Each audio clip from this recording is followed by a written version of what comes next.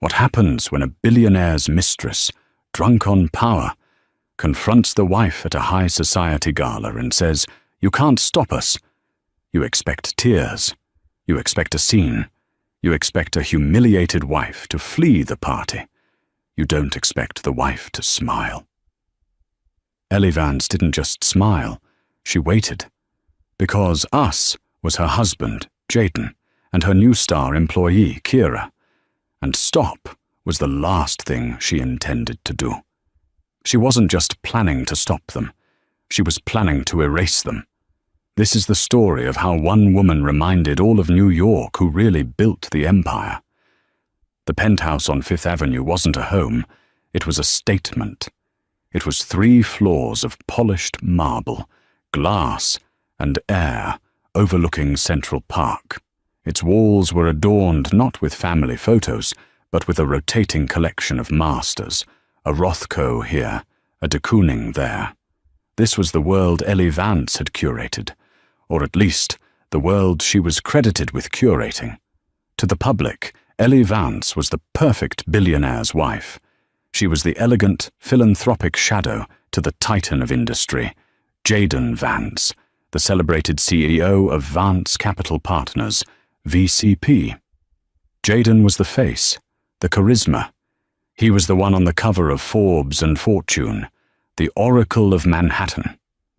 Ellie, with her quiet grace and preference for the archives at the Frick over the flashbulbs of a gala, was seen as his greatest social asset.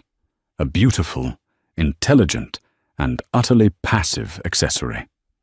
This evening was no different. The annual Starlight benefit for the Children's Hospital, an event Ellie herself chaired, was in full swing at the New York Public Library. The room was a sea of custom Armani and whispered 8-figure deals. Jaden was holding court by the bar, a magnetic force. The market's fearful, he boomed, his voice rich and confident. And when others are fearful, we are greedy. It's that simple. Standing just beside him, basking in his reflected glory, was Kira Thorne. Kira was new, and she was brilliant, and she was, to anyone paying attention, a shark in Chanel. Jaden had discovered her at a competing firm, and, in a move that stunned the industry, hired her as VCP's Chief Strategy Officer, a position created just for her. She was 28, with razor-sharp cheekbones and an ambition that vibrated off her like heat. Ellie watched them from across the room, idly adjusting the clasp on her diamond bracelet. She saw how Kira looked at Jaden, not with admiration, but with a hungry, possessive gleam. And she saw how Jaden, a man who feasted on adoration, was devouring it. "She's a lot," a voice murmured beside her. Ellie turned. It was Arthur Covington, the only other founding partner of VCP. Arthur was old money, old wisdom, and the only person alive who knew the truth. He was the firm's silent conscience and Ellie's mentor. "She's ambitious, Arthur," Ellie said, her voice a low murmur. "Jaden likes ambition. He calls it disruptive energy. He also calls high-risk derivatives a bit of fun," Arthur grunted, sipping his scotch. "This Project Cerberus she's pushing. It's not just disruptive, Ellie. It's reckless. The leverage is astronomical. She's convinced him he's a conquistador." Ellie's gaze sharpened. Project Cerberus, the proposed acquisition of a floundering European tech conglomerate. Kira's pet project. Ellie had read the prospectus. Her assessment was the same as Arthur's. Reckless. "Jaden has always had a blind spot for flattery," Ellie said. "This isn't a blind spot, my dear," Arthur said, his eyes kind but worried. "It's a black hole. Be careful. This one, this Kira, she doesn't just want a seat at the table. She wants the whole table and the chair you're sitting in." Ellie gave him a small, placid smile. "Thank you for the warning, Arthur. I'll be sure to check my chair." She excused herself, gliding through the crowd.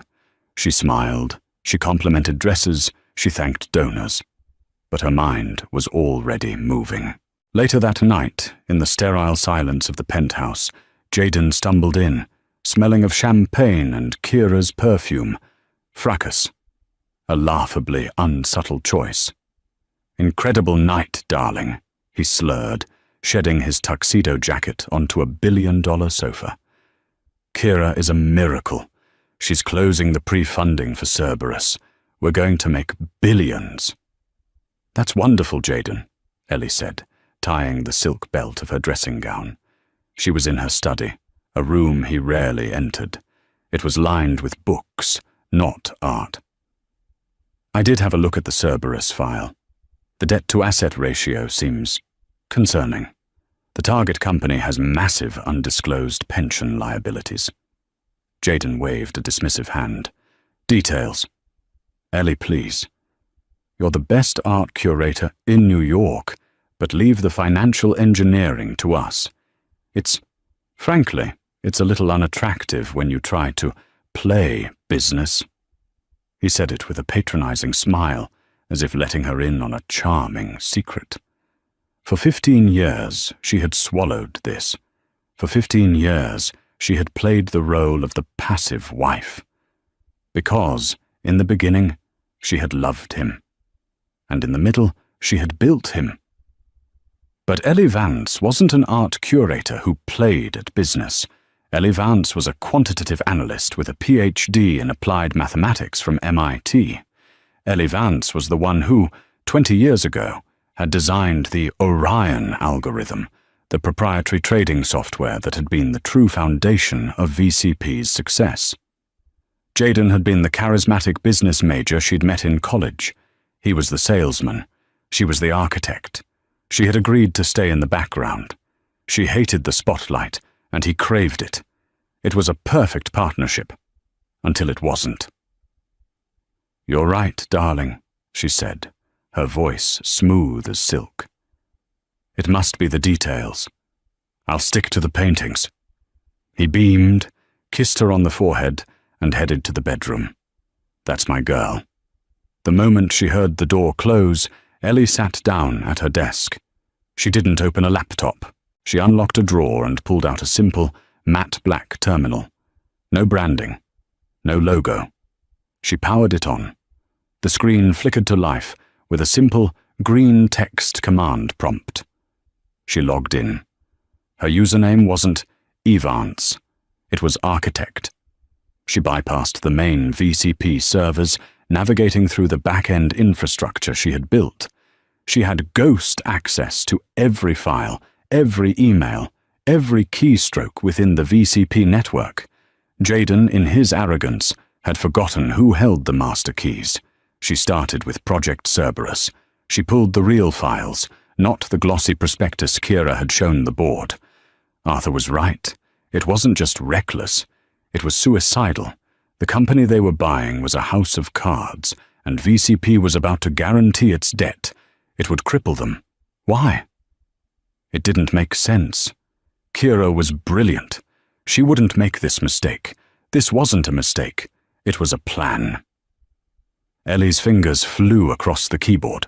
She pulled Jaden's corporate expense reports. Dinner at Per Se, $2,000. Cocktails at Bemelman's, $800. A hotel suite at the Carlyle. Ellie froze. Jaden always stayed at the Plaza. He hated the Carlyle.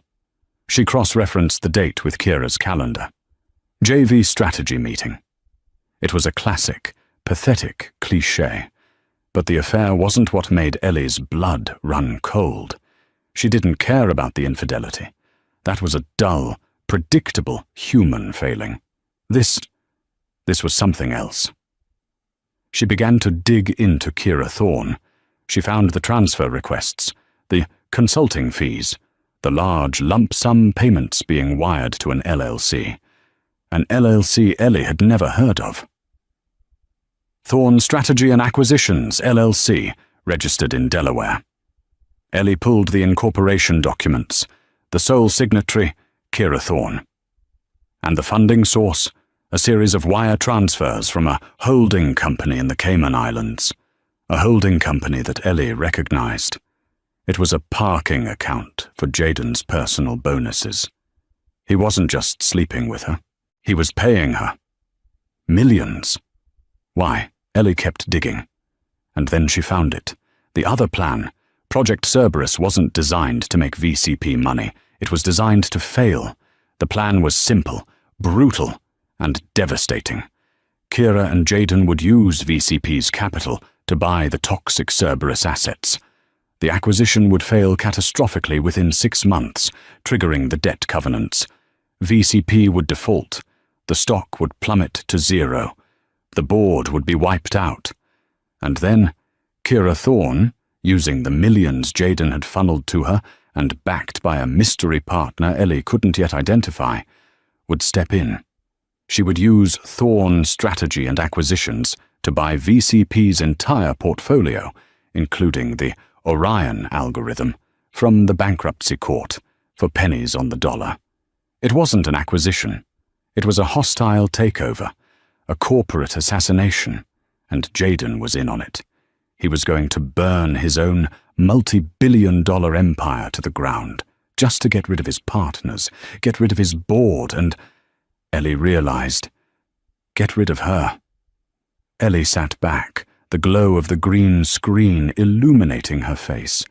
She felt no panic, no tears. The betrayal was so absolute, so audacious, that it transcended emotion.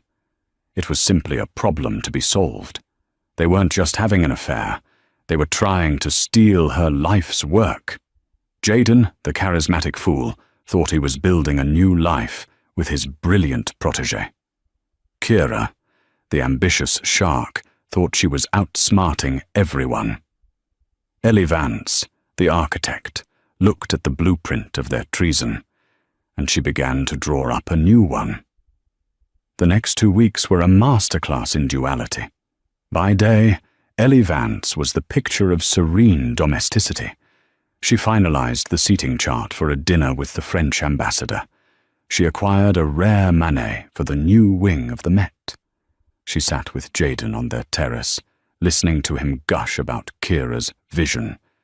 "She's just fearless, Ellie," he'd say, swirling a glass of wine. "She reminds me of me in the old days." "She sounds remarkable, darling," Ellie would reply, her eyes never leaving his. "You must be so proud to have mentored her." I am, he'd beam, puffing up with a pride that was both pathetic and suicidal. By night, Ellie was a ghost in the machine. Her command center, her study, became a war room. She slept 2 hours at a time, subsisting on black coffee and a cold, clarifying rage. She wasn't just auditing. She was building a fortress. First, she contacted Brenda Davies. Brenda was known on Wall Street as the Shark, a forensic accountant so ruthless she could find a single fraudulent penny in the Vatican's budget. "Brenda, it's Ellie Vance," she said, on a secure line at 3 a.m. "Mrs. Vance?" Brenda's voice was gravel. "This is a surprise. I thought you only handled the pretty side of the money. I need you to look at an LLC, Thorne Strategy and Acquisitions. I need to know who Kira Thorne's other partners are, the ones who aren't my husband." "That'll be expensive," Brenda said. "Find it," Ellie replied. "And expensive won't be a word you ever need to use again." Second, she called Arthur Covington. "Arthur," she said, meeting him at a secluded bench in Central Park, far from any listening devices. "They're not just being reckless. It's a coup." She laid out the entire plan, the Cerberus acquisition, the planned bankruptcy, the shell company. Arthur's face, usually so composed, turned a deep, furious red. He had given his life to this firm. The gall of that little, and Jaden, that fool. "Arthur, I need you," Ellie said, her voice calm and absolute. "Jaden has the board charmed. They think Kira is a rainmaker. When this blows up, they'll turn on him, yes, but by then it will be too late. The company will be gone. We need to stop the Cerberus deal before it's finalized." "How?"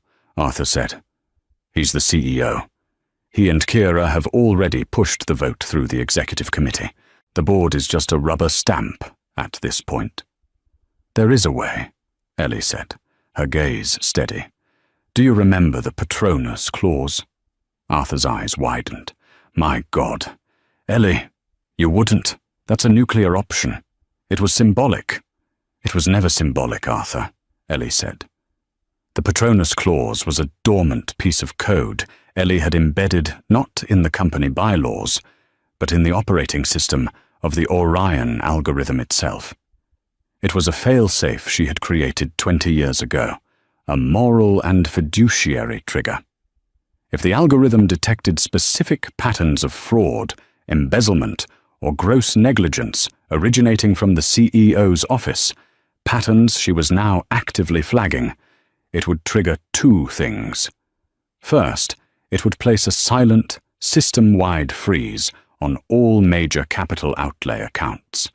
Second, it would automatically void the CEO's voting shares and transfer that voting power, temporarily, to the holder of the original seed capital certificate.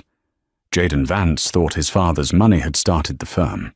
The truth, known only to Ellie and Arthur, was that Jaden's father had laughed him out of the room. The real seed money, $10 million, had come from Ellie. It was an inheritance from her grandmother, which she had funneled into the company through a blind trust, with Arthur as the proxy. The Patronus clause gave Ellie Vance, the silent wife, the power to seize control of the entire company with a single keystroke. He's about to sign the final papers for the Cerberus deal, Ellie said. The signing is at the Hamptons Gala, this Saturday. He's planning to announce it as his new legacy. What do you need me to do? Arthur asked, his voice now firm. I need you to be there, and I need you to call an emergency board meeting. Not Saturday. Sunday, 9 a.m., at the main office. No exceptions. He'll never agree to it, Arthur said. He won't have a choice, Ellie replied. The following Saturday was the annual summer soiree at their Bridgehampton estate.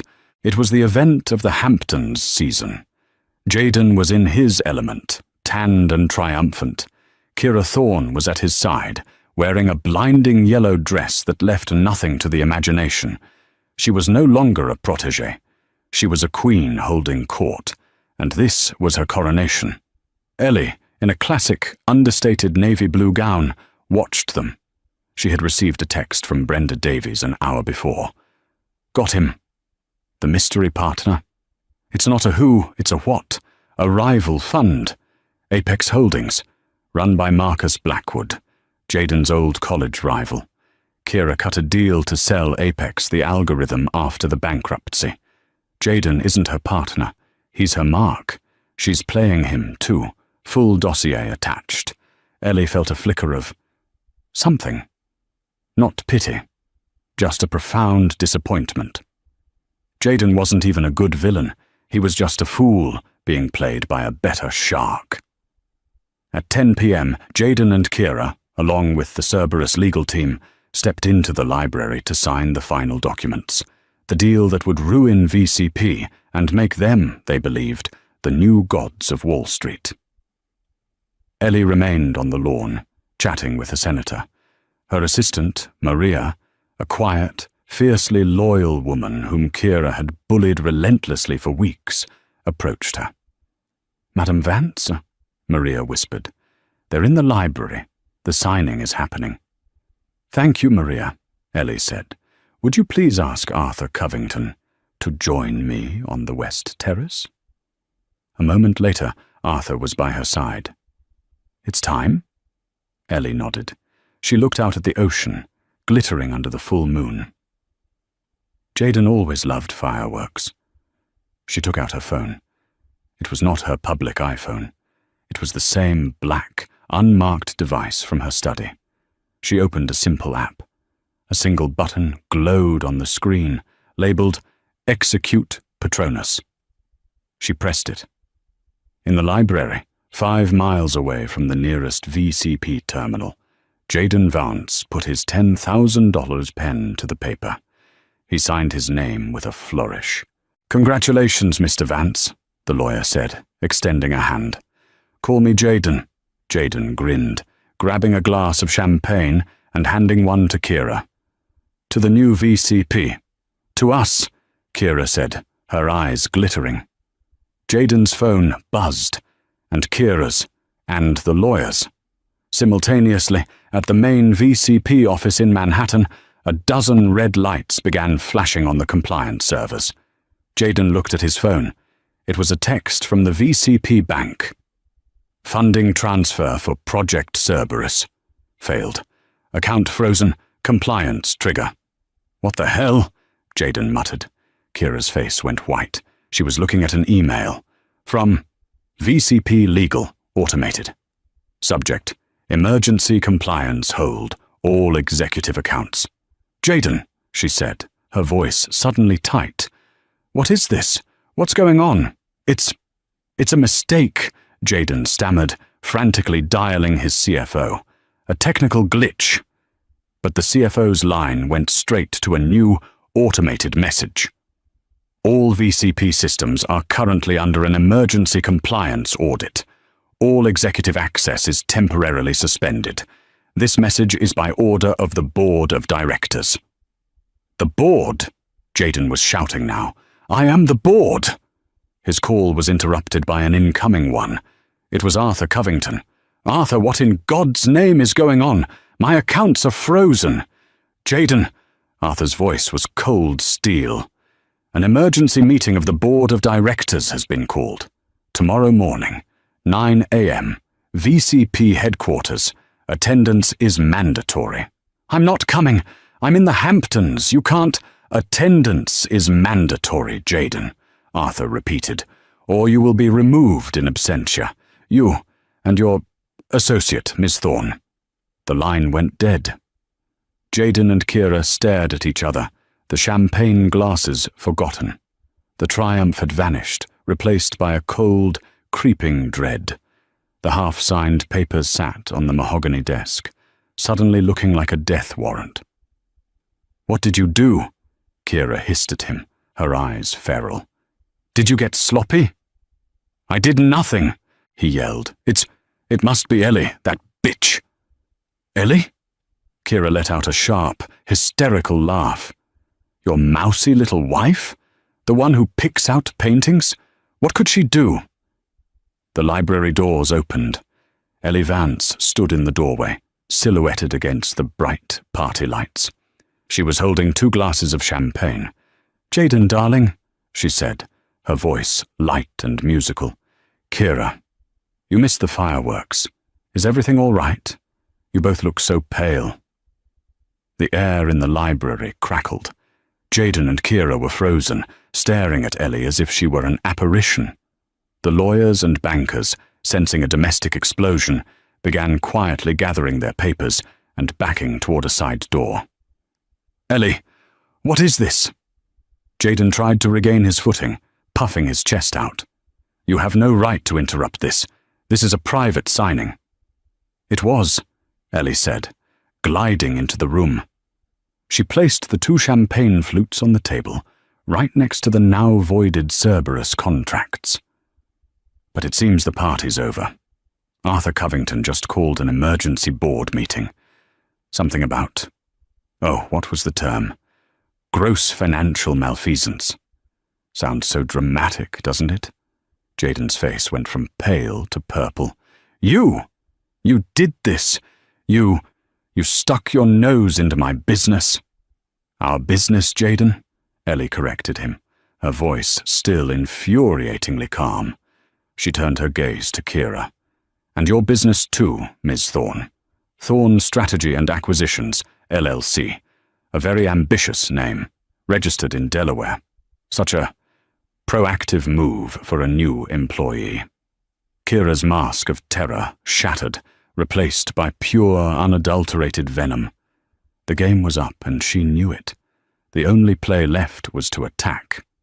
She stepped forward, her yellow dress a slash of color in the dark room. She was taller than Ellie, younger, and she used every inch of it, crowding Ellie's space. You think you're clever, don't you? Kira sneered. Going through my private files, you pathetic, jealous relic.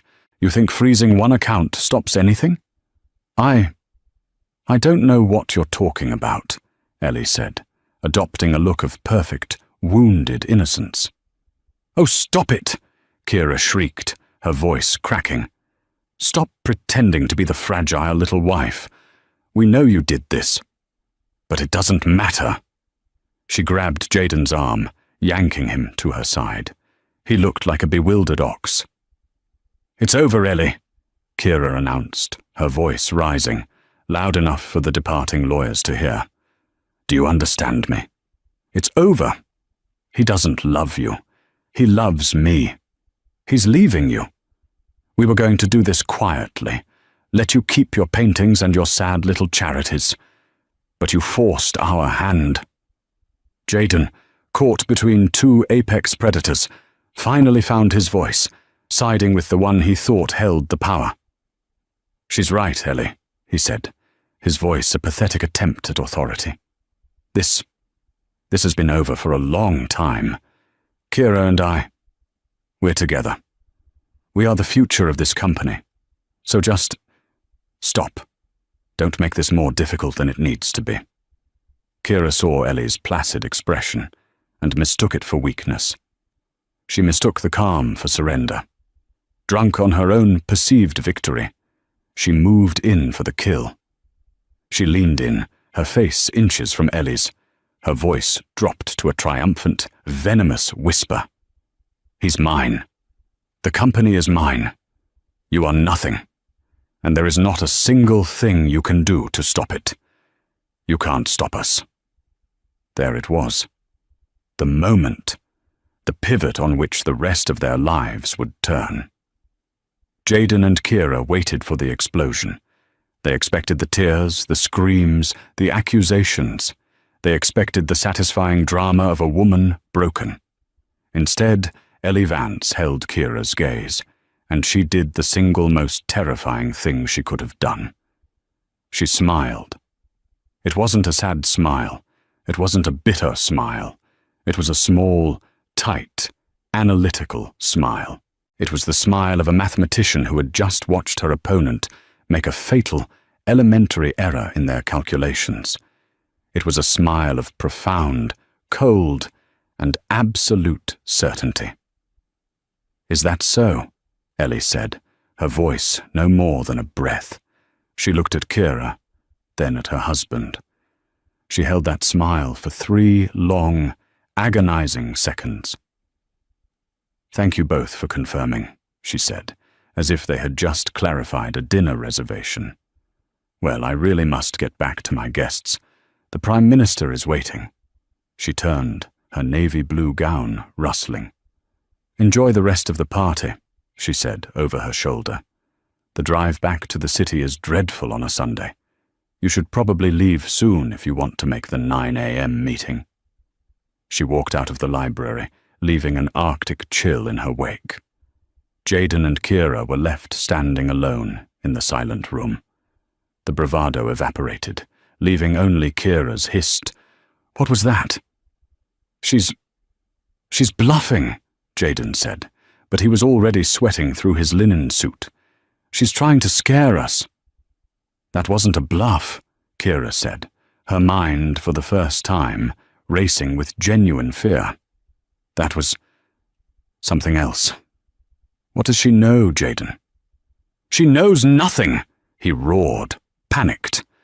She's a socialite. She buys art and plans parties.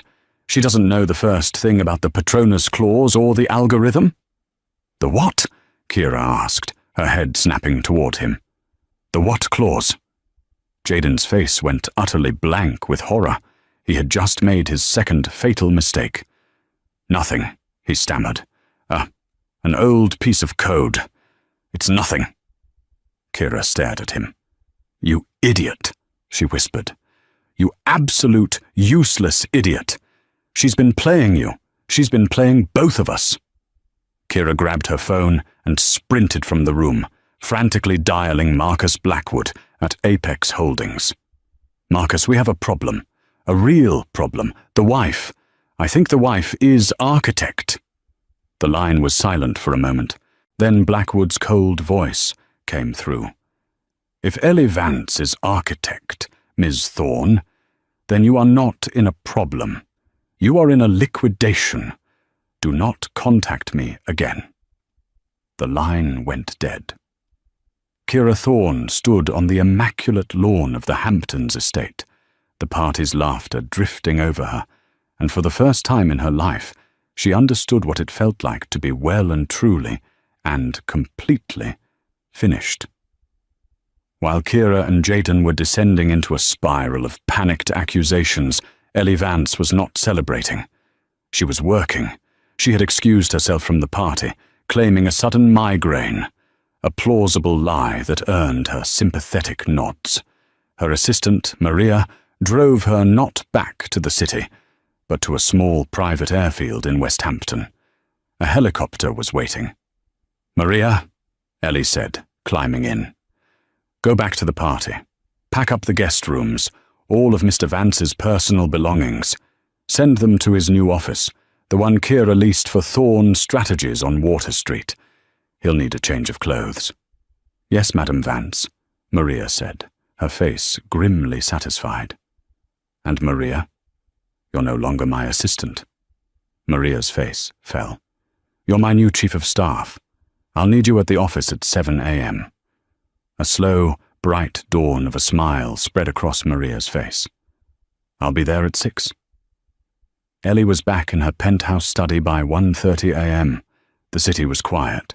She was joined as planned by 2 people, Arthur Covington, looking rumpled but resolute, and Brenda the Shark Davies, the forensic accountant, who looked like she had just been mainlining espresso and righteous fury. She was carrying a stack of binders 3 feet thick. "Good evening, Ellie," Brenda said, dropping the binders on the desk with a thud that shook the room. "Or good morning. You, my dear, have been married to the stupidest criminal in New York history." "Jaden isn't a criminal, Brenda," Ellie said, pouring coffee. "He's a narcissist. Kira is the criminal." 6 of 1, Brenda grunted, opening the first binder. "Here's the fun part.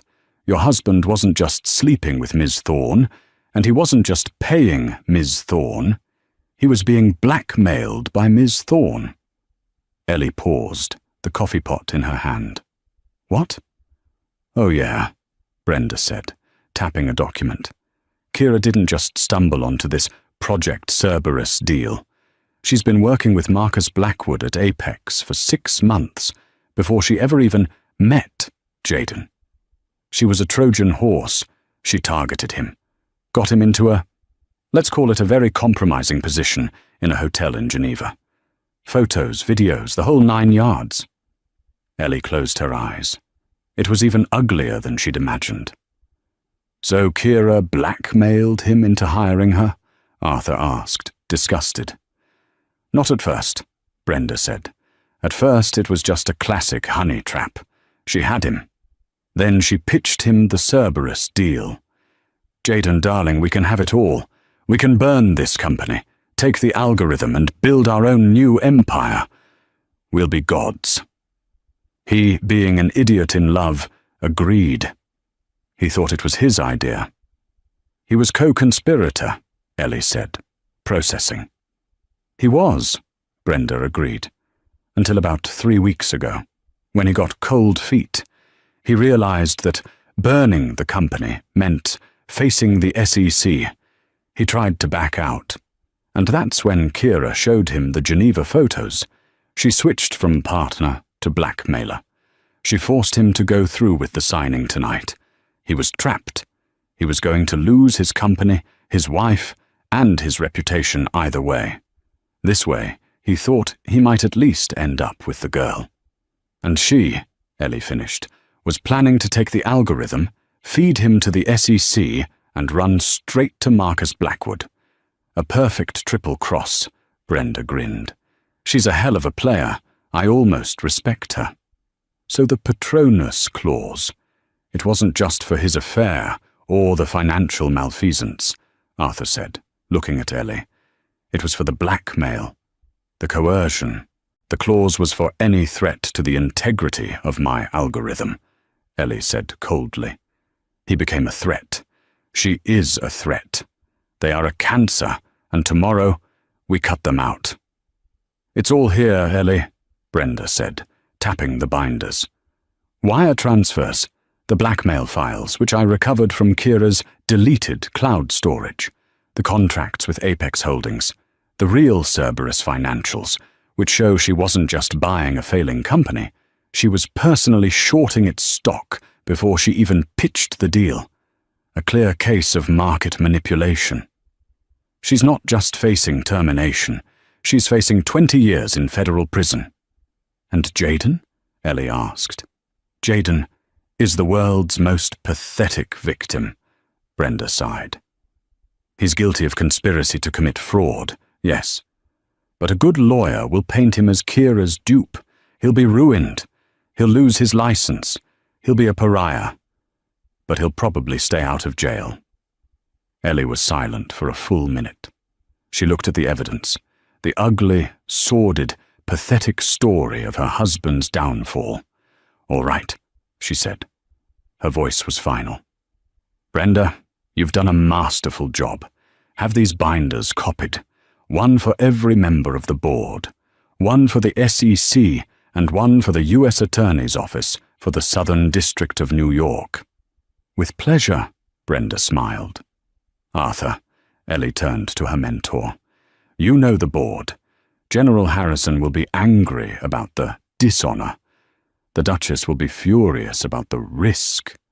They will all be terrified of a scandal. They'll want to bury it, Ellie, Arthur warned. They'll want to fire Kira quietly, let Jayden retire for health reasons. They'll want to protect the firm's name. They'll want you to go back to being the quiet wife, to keep the illusion. I know, Ellie said. She stood up and walked to the window, watching the first grey light of dawn break over the city.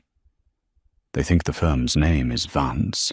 They're about to be reminded that the firm's foundation is architect, and the architect is done with illusions. She turned back, her face set. Let's go to work. We have a board meeting to prepare. At 8:45 a.m. on Sunday, the main boardroom on the 50th floor of the VCP building was tense. The full board was present, a rare occurrence. They had been flown in on private jets, summoned by Arthur Covington with a one-line message. The integrity of the firm is at stake. There was General Marcus Harrison, a retired four-star general whose presence lent an air of old-world gravity. There was the Duchess of Ashworth, an early European investor who rarely spoke, but whose opinion held immense weight. There were 3 other senior partners, all looking confused and furious at having their weekends interrupted. They were all murmuring, asking Arthur what was going on. Arthur simply said, "You will see." At 8:55 a.m., the elevator doors opened. Jayden Vance and Kira Thorne stormed in. They had clearly driven through the night. Jayden's linen suit was a roadmap of wrinkles. Kira had tried to repair her makeup, but her eyes were red-rimmed and hollow. They looked less like executives and more like fugitives. "Arthur, what is the meaning of this?" Jayden blustered, trying to take his usual seat at the head of the table. "My accounts are frozen. You've cost us the Cerberus deal. You're going to be hearing from my lawyers." Kira, trying a different tactic, adopted a look of strained professionalism. "Gentlemen, Duchess, I apologize for this internal drama. There has been a misunderstanding, a technical glitch. We can have the Cerberus deal back on track by Monday." "Please, sit down, Miss Thorne," Arthur said, his voice cutting through her. "Both of you. Over there." He pointed to 2 chairs on the side, away from the main table. "The guest chairs."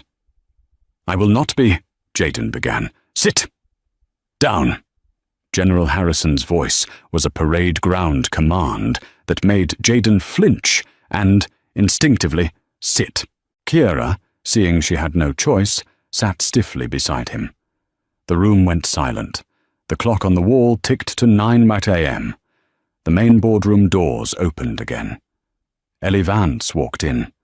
She was not dressed for a gala or a charity lunch. She was wearing a perfectly tailored dark grey power suit. Her hair was pulled back in a severe, elegant chignon. She was flanked by Brenda Davies, who was pushing a trolley loaded with binders, and two men in dark suits whom the board did not recognize, the firm's external legal counsel. "Ellie." The Duchess's voice was sharp. "What is this? Has something happened to Jayden?" Jayden shot up. "She's behind this. This is a domestic dispute. She's hysterical. She has no right to be here." "On the contrary, Mr. Vance," the lead lawyer, a man named Peter Finch, said. "She is the only reason you are not already in federal custody." Ellie walked to the head of the table, to Jayden's chair, and remained standing. She did not look at her husband. She addressed the board. "Good morning, ladies and gentlemen. I apologize for the abrupt summons. My name is Ellie Vance. For 20 years you have known me as Jayden's wife, but today I am here as architect." A collective, sharp intake of breath. The Duchess and General Harrison stared at her. They knew the legend of architect, the anonymous quant genius who had founded the company, but they had all been led to believe it was a partner who had died years ago.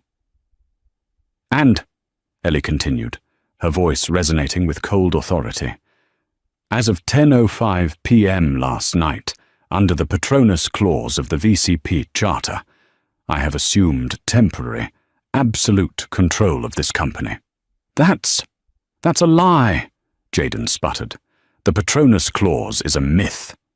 "It is very real, Mr. Vance," Peter Finch interjected, as his team began placing a thick binder in front of each board member. "It was triggered by a systemic pattern of conspiracy, fraud, and corporate malfeasance, originating from your office and that of Ms. Thorne." Kira Thorne spoke, her voice shaking but defiant. "You have no proof. This is slander.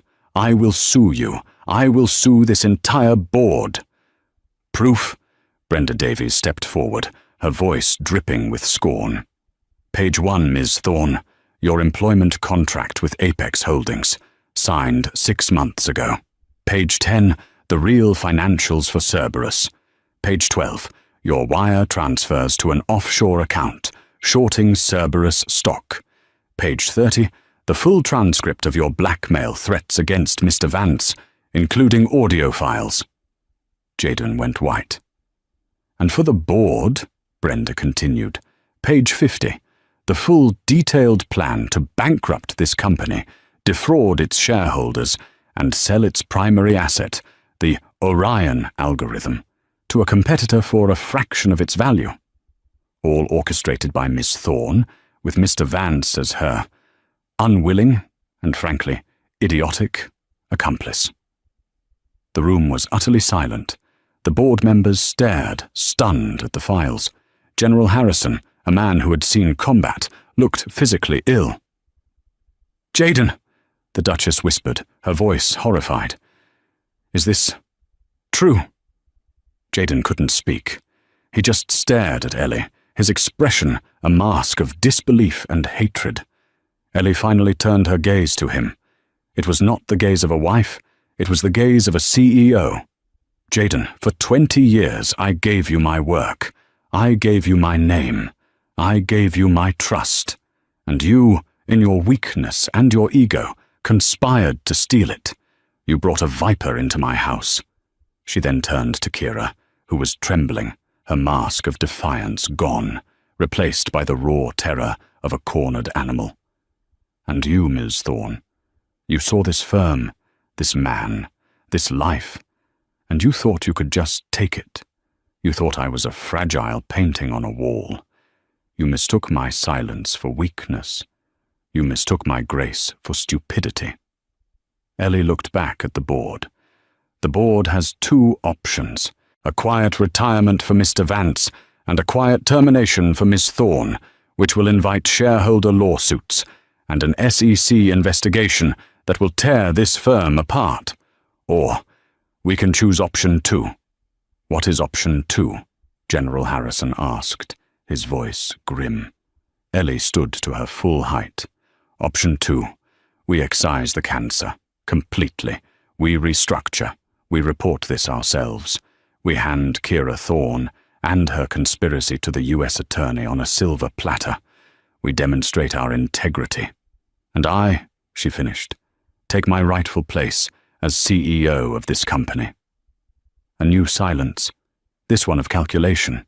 The board looked from the damning files to Jaden's pathetic, broken form, to Kira's terrified one, and then to the poised, powerful woman at the head of the table.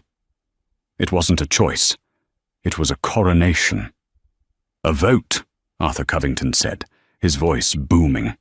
All in favor of accepting the Patronus transition, of terminating Ms. Thorne for cause, and of installing Ellie Vance as the new Chief Executive Officer of Vance Capital Partners, effective immediately. Every hand went up. The vote was done. The shift in power was absolute. Jaden Vance was no longer a CEO.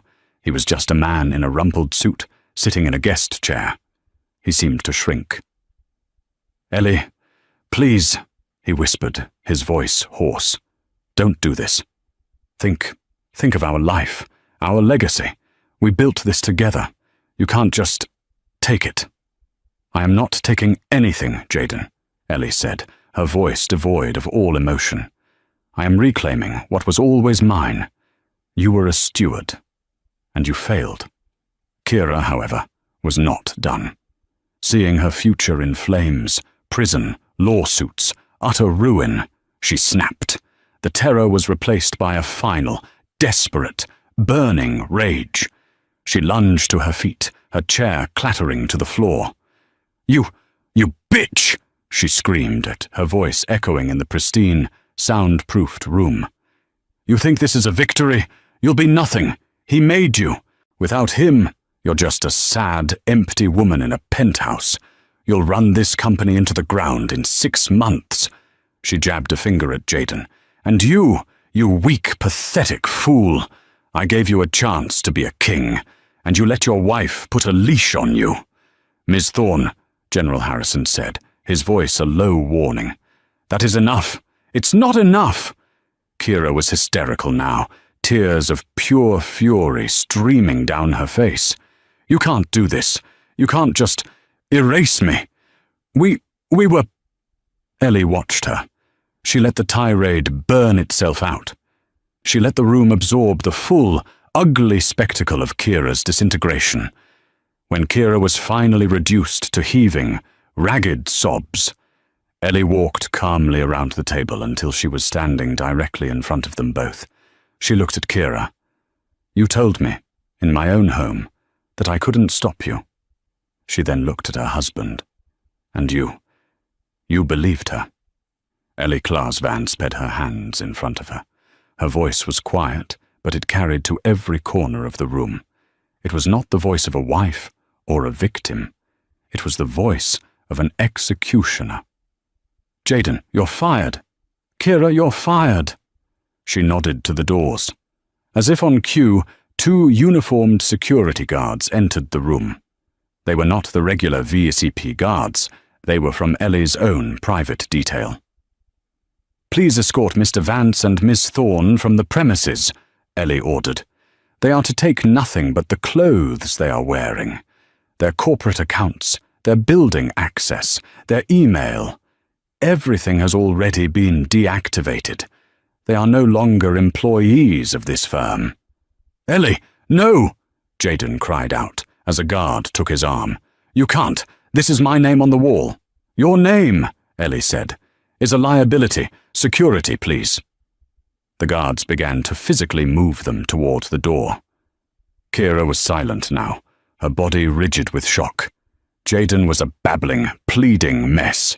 As they reached the elevator bank, the doors to the executive suite opened, and Maria, Ellie's new chief of staff, stepped out. She was holding a single, small, brown cardboard box. She walked past the struggling Kira and stopped in front of Jaden. She held out the box. "Mr. Vance," Maria said, her voice clear and professional. "Your personal effects." Jaden, bewildered, looked inside. The box contained 3 items: a half-dead succulent that Kira had told Maria to throw out weeks ago, a small framed photo of Jaden and Ellie from their wedding, which he had replaced in his office with a magazine cover of himself, and a cheap, ceramic, world's best boss mug his first assistant had given him 20 years ago. It was the ultimate, crushing humiliation. The sum total of his legacy. Jaden stared at the box, and something inside him finally, truly, broke. He stopped fighting. The guards led him into the elevator, a hollow shell of a man. Kira gave Ellie one last look, a look of pure, toxic hatred that promised 1,000 years of revenge. Ellie just met her gaze, unblinking, until the elevator doors slid shut. Ding. They were gone. Ellie turned back to the boardroom. The board was silent, watching her. She walked back to the head of the table. She straightened her suit jacket. She looked at her new board of directors, her face all business. "Ladies and gentlemen," CEO Ellie Vance said, "we have a lot of work to do. Let's talk about the future." The fallout was immediate and spectacular. The Wall Street Journal headline the next morning screamed, "Vance Capital Shakeup, CEO Jaden. Vance out, wife Ellie Vance in. Architect revealed." The story of the socialite wife, who was secretly the firm's quant genius, was an international sensation. But Ellie Vance had no time for media. She was in cleanup mode. Her first act as CEO was an all-hands meeting. The entire company gathered in the atrium, terrified, expecting mass layoffs. Ellie stood before them, not with the false charisma of Jaden, but with the quiet, intense focus of a surgeon. "Good morning," she said. "My name is Ellie Vance. You knew me as Mrs. Vance. Today I am your CEO. Let's not waste time.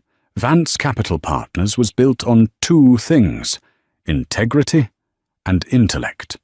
We have, for a short time, been lacking in both." She laid out her plan. "Project Cerberus is dead. All assets related to it are being unwound. Our firm is cooperating fully with the U.S. Attorney's Office and the SEC regarding the criminal actions of Kira Thorne." A gasp went through the crowd. There will be no retirements. There will be no golden parachutes. We do not reward failure or fraud. Ms. Thorne has been terminated for cause.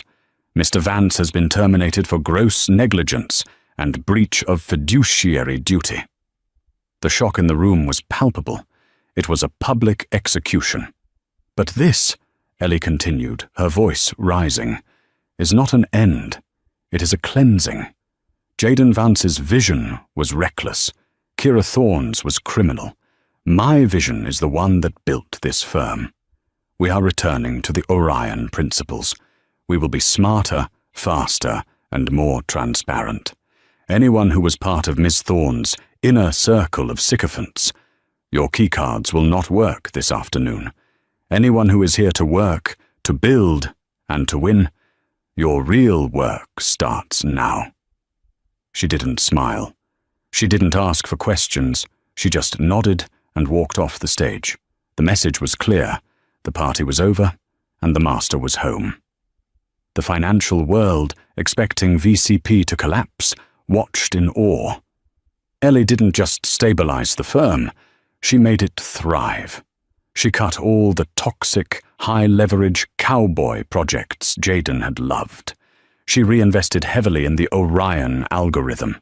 She launched a new, multi-billion-dollar green energy fund that was both ethical and massively profitable. Within 6 months, VCP's stock was up 30%. And what of Jaden and Kira? Kira Thorne's case was swift. Faced with Brenda Davies' mountain of evidence, the blackmail, the market manipulation, the conspiracy, she had no defense. Marcus Blackwood and Apex Holdings cut a deal and testified against her to save their own skins. She was found guilty on multiple counts, including wire fraud and conspiracy, and sentenced to 15 years in a federal penitentiary. Jaden Vance was ruined. The divorce was quiet and brutal. Ellie kept everything: the penthouse, the art, the company. Jaden, stripped of his licenses and his reputation, was left with a single, small bank account Ellie had forgotten to freeze, containing just enough for him to rent a small apartment in New Jersey. He became a ghost, a where are they now cautionary tale. The final scene took place 1 year later. Ellie was in her office, the CEO's office. It was redecorated. The heavy mahogany and animal heads Jaden loved were gone. It was now minimalist, clean, and dominated by a single, massive data screen showing global market flows. Her chief of staff, Maria, walked in. "Madam Vance," Maria said. "2 items. First, the U.S. Attorney's Office called. Kira Thorne's final appeal was denied. She's been transferred to the federal prison in Danbury." Ellie nodded, her eyes not leaving the data screen. "Thank you." "Second," Maria continued, a small smile playing on her lips. "Forbes is on line 1. They have finalized their list for the world's most powerful women. You are on the cover. They need to schedule the photo shoot." Ellie finally looked up. She looked past Maria, out the window, at the New York skyline, a city of sharks and kings. She had been a wife, a shadow, and a ghost. Now she was the queen. She didn't smile. She just nodded, all business. "Tell Forbes I can give them 20 minutes on Tuesday. Now patch me through to the Tokyo Fund. I want to talk about our new acquisition." The empire was stable, stronger, and unequivocally, unassailably hers. The empire was hers. The power was hers. The victory was hers. Jaden and Kira learned the hard way. Never, ever underestimate the person who signs the checks, and who wrote the code that makes the checks. They thought they were taking over a company. They forgot they were just employees in Ellie's world. What did you think of Ellie's ultimate power move? What would you have done? Let me know in the comments below. If you love stories of justice and ultimate revenge, make sure you hit that like button, share this video with someone who needs to see it, and subscribe for more true-life dramas every single week. Don't miss what's coming next.